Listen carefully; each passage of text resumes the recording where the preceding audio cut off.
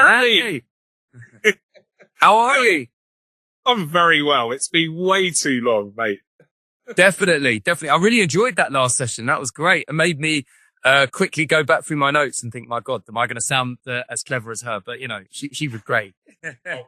Jeremy, you're too modest. Well, Mary's already told me that I've got 30 minutes, so I'm going to try and have to be good. But look, I know all about you, but our listeners and audience and members don't. So it would be great just for you to share a little bit of your journey and your story from, where you started and where you are now. Yeah. Oh gosh. Now I'm going to feel really old, right? So, I started back in the world of journalism as a trainee journalist and worked my way up from that to what then was This Is London, which was this innovative new product, which was basically the digital version of the Evening Standard, what it was meant to be. But at that time, people didn't really understand the difference between print and digital. And it was fantastic. It was a great little journey. And then I went from there to Haymarket, and I suppose if you want, laid anchor there for 10 years and went there to launch a magazine called RSVP originally, which is where we met. And then I brought in another magazine called Event. And then I looked after Media Week, which is now Campaign.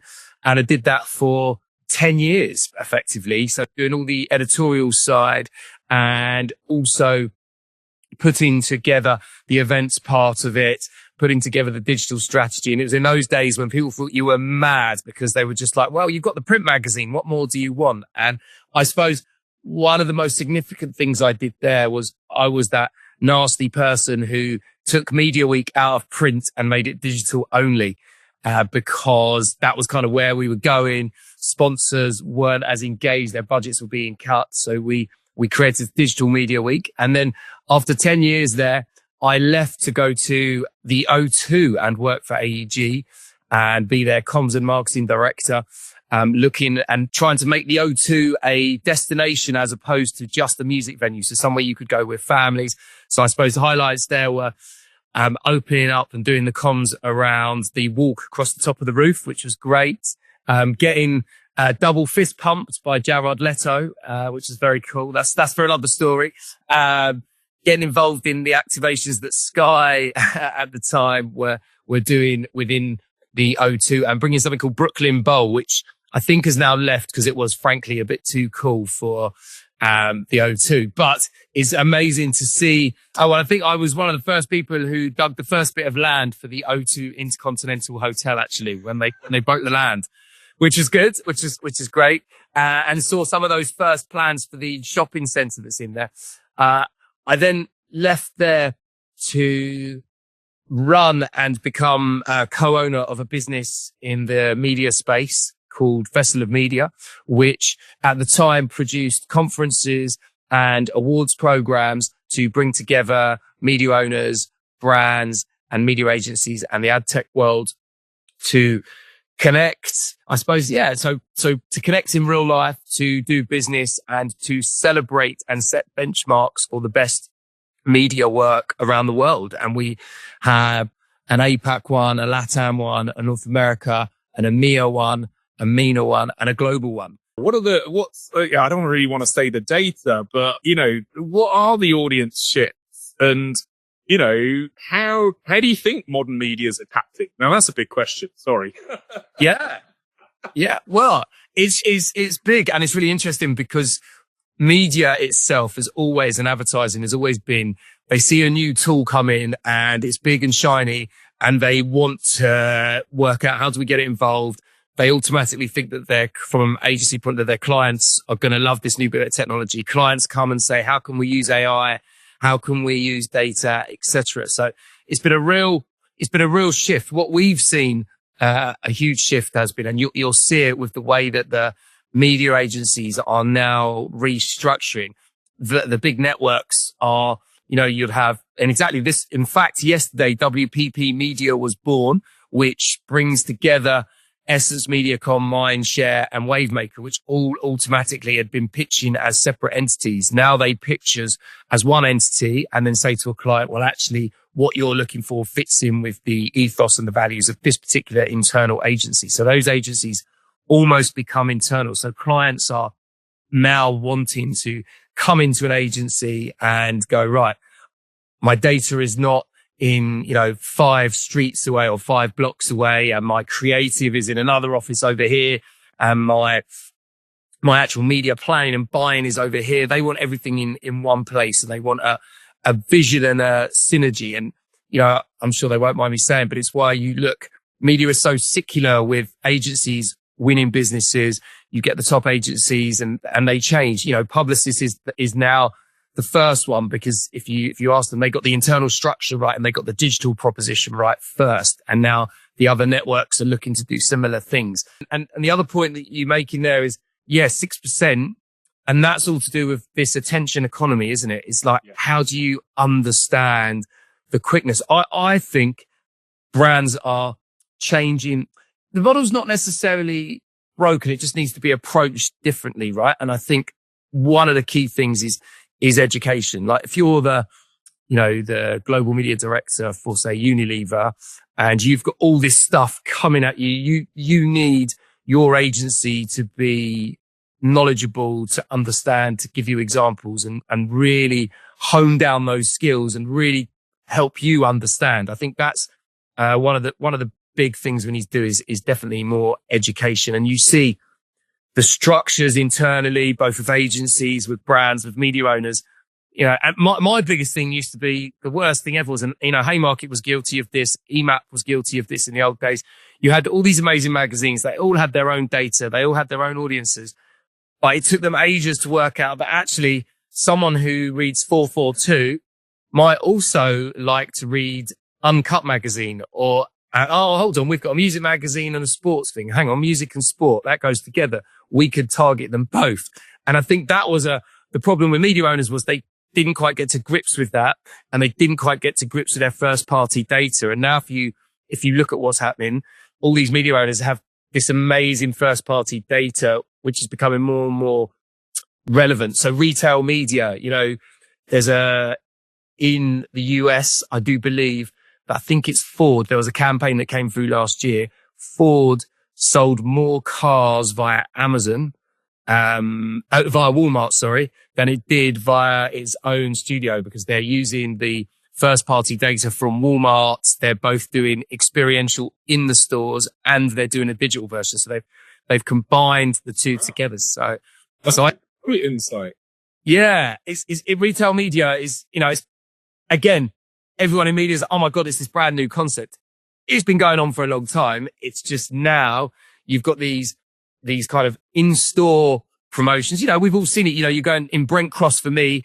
When Tesla first come out, you'd go in and they'd have VR headsets, and you would sit in Brent Cross in the Tesla and you'd be driving it VR, right?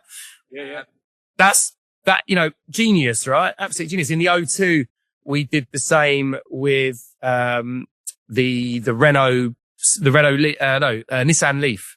And we had a little track in there so you could test drive the Nissan Leaf, but you'd test drive it without doors, then you'd do it with doors, and it was like the parts of the car. So this whole piece is great. So I think that, from your point, the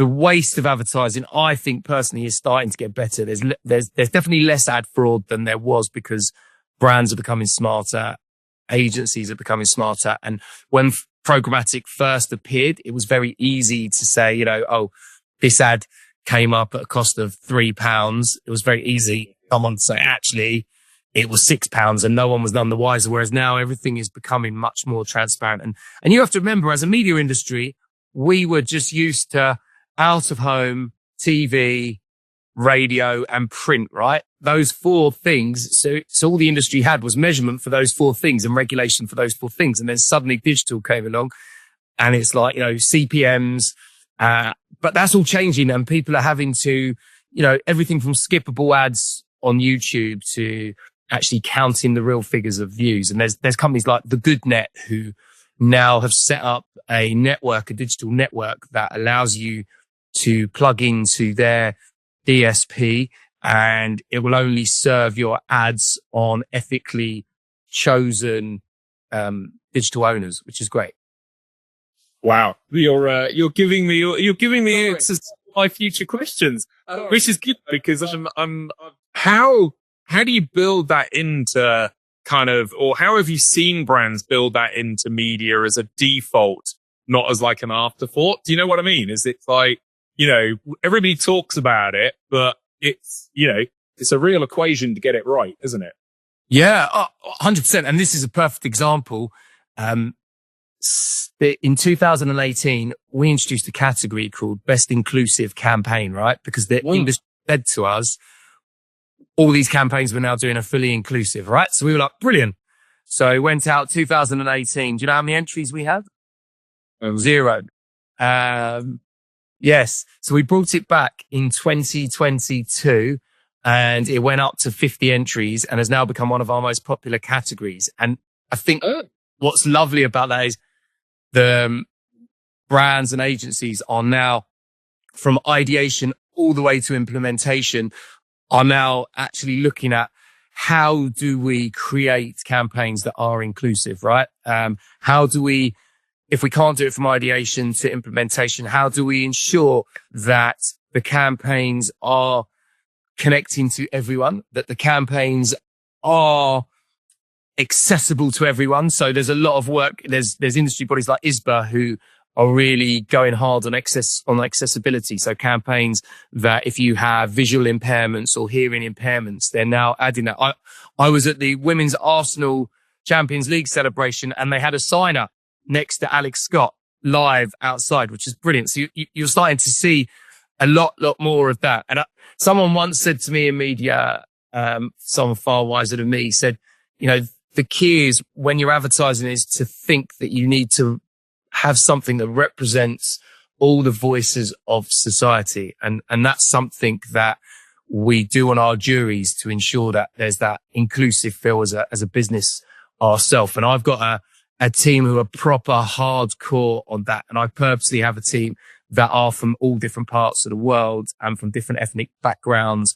And they really lean into it. And I've learned a lot from them, which I think is the key. But yes, they're starting to take it much more seriously. There's still a lot of work and there's still loads to do, but there are pockets of good things in media. I would say media is probably slightly ahead of industries such as, dare I say it, finance and property in terms of its inclusivity, but it's still a long way off from, being where it needs to be.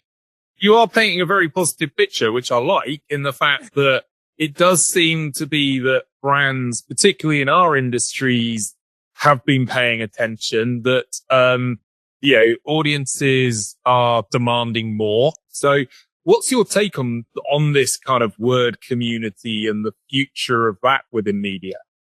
Yeah, it's a good point. I thought about this one for a very long time, actually. This is the question that got me stumped for a bit. And yeah, it really did. I'm a former journalist, so I love the written word, right? And I love these type of platforms.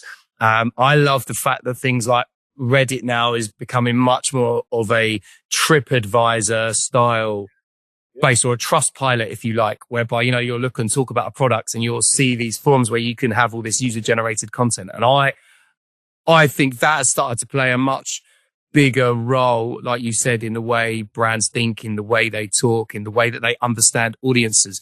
There's something which has been created by this amazing lady called Lydia Amoa, who runs a company called Backlight, called the Black Pound Report. And this whole piece around inclusivity, when I talk to people, it's like, well, actually, do you know you're missing out on X million pounds of spend of your product or service because you're not advertising to them? This Black Pound Report is probably the only report of its nature. In fact, it is in the UK, which has been created by the black community for the black community. So knowing the key insights and the understanding of where they consume their media, how they consume their media, how they want it served, the type of creatives they want. And it's absolutely brilliant. And she's doing a fantastic job in trying to educate people and breaks it down to the finances and says, actually, yeah, you might be stuck in this way, but if you looked across here, you're underserving an audience that's worth 100 million pounds, right? To product spend. So wow. I love the fact that she's putting, I need to get her on as a speaker, it sounds like, because I love the fact that she's leading with the value. It's like, speak to them about what they want to hear. And that's a really good positioning and an obvious one as well.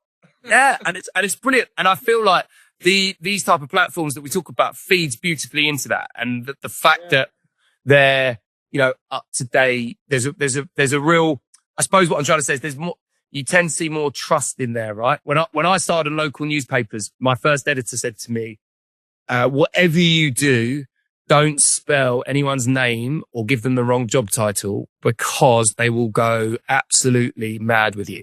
And I said, oh, why is that? She said, look, most consumers know that the Sun, the Mirror, the tabloids, any big newspaper don't necessarily tell the truth, but they trust their local newspapers.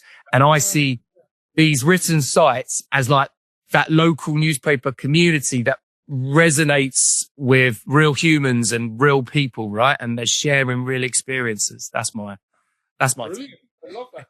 Right. I've got to wrap up. I'm being sorry as usual. No. This is like, I've got, it's fantastic what you've shared. So quick fire round. What are you reading? Article, post or book? Do you know what? Since the 3 kids and my eldest is only 12, I rarely get time to read books, but I actually recently read the Andre Agassi open autobiography, which is unbelievable in a sense that, for me, there's a bit of nostalgia because he talks about McEnroe. He talks about Mike Dang, Boris Becker, Stefan Edberg, Pete Sampras, and you feel like you get to understand these characters off of the court. But the story for him it's all about how do you become free? His dad made him hit tennis balls from the age of 4 and he hates tennis, absolutely hates tennis, but realizes he's one of the best talents that ever existed on a tennis court. And he felt that until he retired, he wasn't free. His life was always controlled, contrived. It was run by other people. And it's like a kind of love romantic story about how he dreamed of Steffi Graf and how he eventually got there and how actually he followed someone else's dreams. But at the end of it, he realized he was free and he could follow his own dreams. So it's like, it's cool advice on raising kids and not being too pushy, I think Oh, I love it. What are you watching? Obsessed with the series or document? What are you watching? Yeah. Do you know what? I really love, Severance. I've really got into Severance. I don't know if you've seen it, and that whole bit of being able to shut down your work life to your personal life. As soon as you leave the building, you have no idea what you've just done, which it's mad in our world because that never happens, but everyone talks about how you should do that. And to be honest, I actually think that resonates. And it's terrible, isn't it? I actually think it resonates with a lot of people who are under 25 because they don't know any different from a COVID perspective and how work happens. And I think it's marvelous that they're not stuck, Have my eye on that. Definitely have my eye on. A tool you swear by. Yes, this is a really interesting one, right? This is going to be really sad.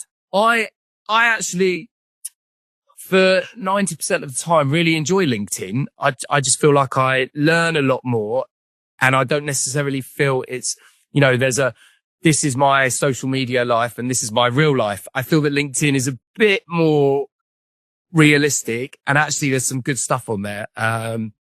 So I quite like LinkedIn.